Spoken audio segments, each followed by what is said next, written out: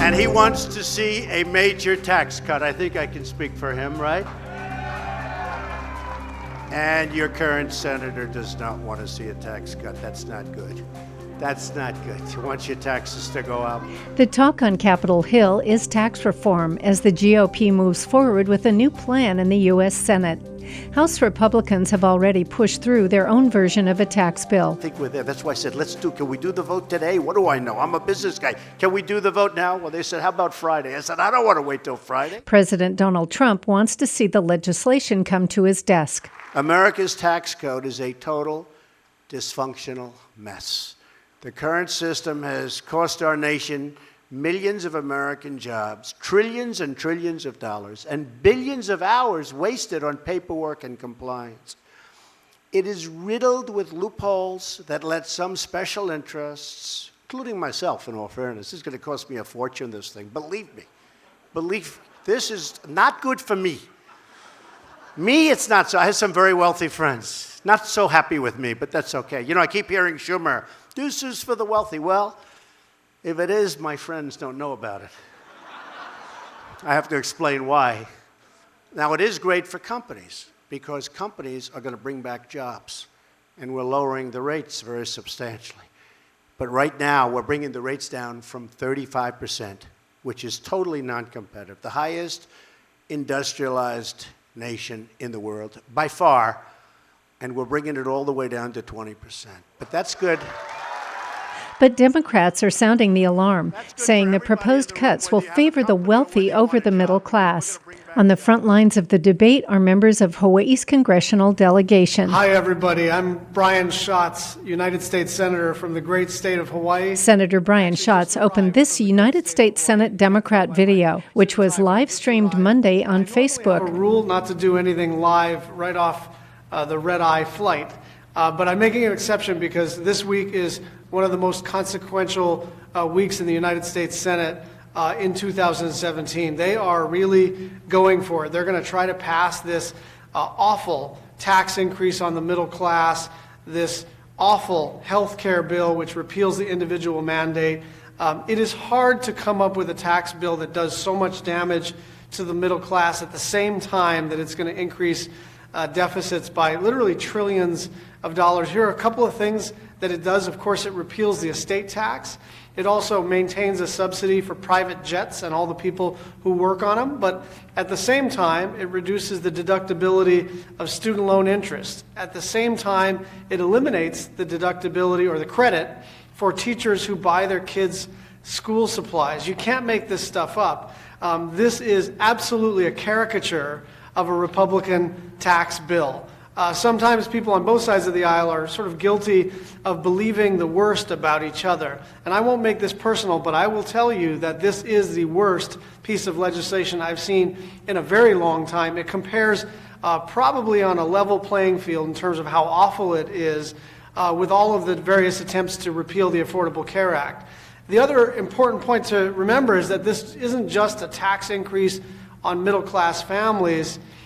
This is also something that is going to blow up the Affordable Care Act. They are repealing the individual mandate, and for no reason other than to fulfill a campaign promise, and because if you reduce the number of people who get health care, you actually reduce federal expenditures, and they're going to turn around and plow that money right into tax breaks for the wealthiest people. We are at a time of record income inequality. Never has America experienced anything like this except during the Gilded Age. We are at a time of record corporate profits. And so one might think that the main issue that people need to be worried about is not whether or not corporations are sufficiently profitable. They are sufficiently profitable, and we're all happy about that. But we don't need to give them a tax break to lower their tax burden from 35% to 20%. And it is certainly true that the wealthiest several thousand families in the country do not need tens of billions of dollars in tax breaks. I can't believe how bad this bill was. I remember a few reporters coming up to us Democrats and saying, hey, what happens if they put a bunch of good stuff in this bill? Won't it put you in a difficult political position? Well, unfortunately, we were never put in a difficult political position because this bill absolutely stinks.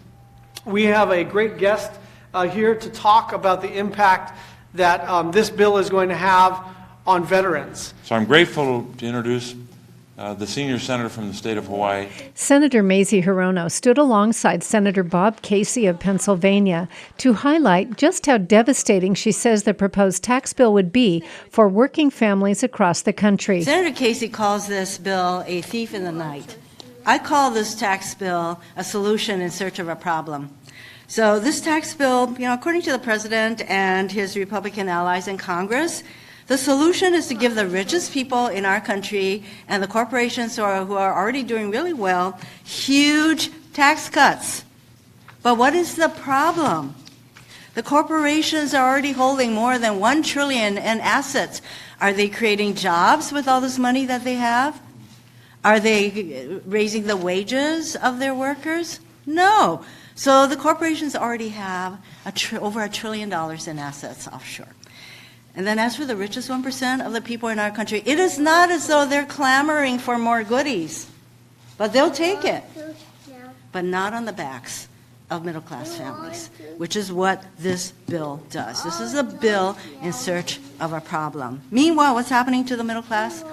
Middle-class families, our families, have had stagnant wages for years, increased healthcare expenses, and the constant threat of elimination of health care for 13 to 30 million people if the Republicans have their way, which they're trying to do once again with this bill, to do away with the Affordable Care Act.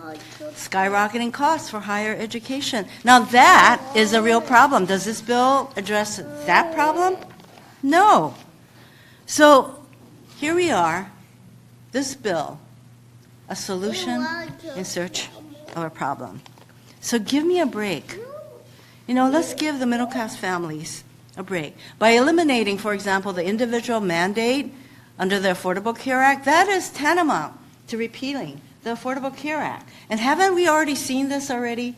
Did we not fight the repeal of the Affordable Care Act in the U.S. Senate by only one vote, saving health care for 30 to 33 million people with just one vote? Isn't that insane? And that is happening again under this bill. So it's just the words. I said to my staff, look, can I use the word screwed here? They said, yes, go ahead. The middle class, we are getting screwed here. So in addition, you know that there's all this talk about getting rid of the state and local tax deduction. What that's going to mean, in addition to all the other provisions in this bill, is that states will see a huge decrease in their own revenues. And guess what? All the state programs that have to do with education, that have to do with other kinds of programs that states provide, our highways, our bridges, they're not going to get the federal support. So then the states will have to make some really tough choices. They're already having a hard enough time with school repair and maintenance, with hiring enough qualified teachers, etc. That's only going to get worse. So if this bill passes, it will trigger $136 billion in mandatory cuts, including $25 billion in mandatory cuts to Medicare alone. So you see, this bill, yes, and really, we haven't even had a single hearing on this. It's going to have a ripple effect, and it's all going to be, really, on the backs of middle-class families and those who are the least able to withstand the negative effects. Hasn't even passed, and yet we're already seeing some of the impact of the potential provisions in this bill. One I can give you, there's a construction of a hospital going on West Maui that has already come to a stop because of how this bill treats certain kinds of private investments. They're saying if you get rid of this investment, we can't finish this hospital, this healthcare facility on West Maui. This is happening all across the country, and the bill hasn't even passed. So I say, let's put this solution in search of a problem to bed by killing it and starting over. That's what we need to do. Thank you very much. I stand with you. A little further down the road is the looming threat of a government shutdown if federal lawmakers cannot come to the table for a deal.